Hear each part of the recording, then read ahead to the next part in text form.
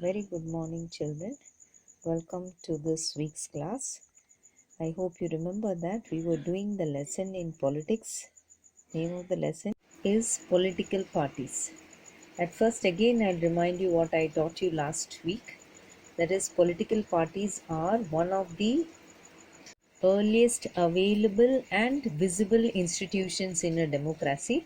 We defined political parties as an association of people. You can see on this slide, you see different political parties are there.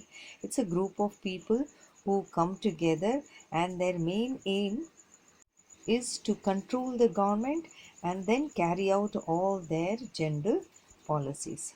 Clear? That's the way to define political parties. You remember I also discussed with you the question, why do we need political parties? Where I said that political parties are easily one of the most visible institutions in a democracy. Then we said for ordinary citizen, democracy is equal to political parties.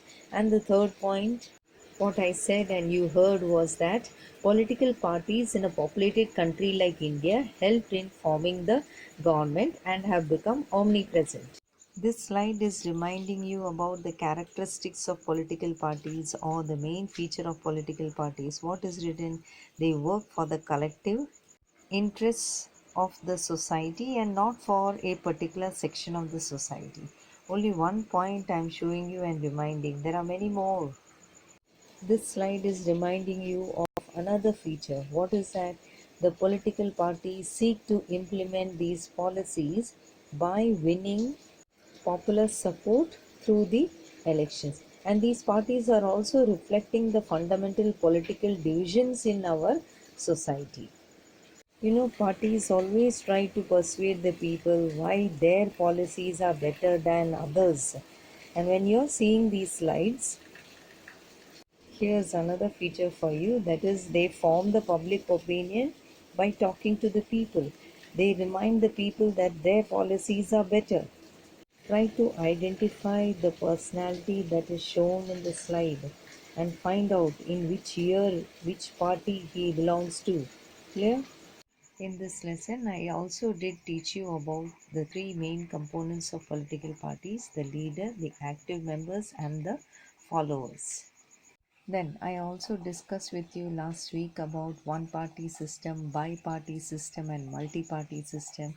Then we also discussed why and how many parties are there in India, what type of party system we follow, what is the meaning of the word partisan. Partisan is a person who is strongly committed to a party, a group, or a faction. And what is partisanship? It is marked by a tendency to take a side and inability to take a balanced view on an issue.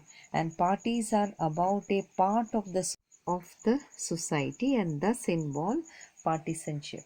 So all these points I reminded will definitely help you to score better marks.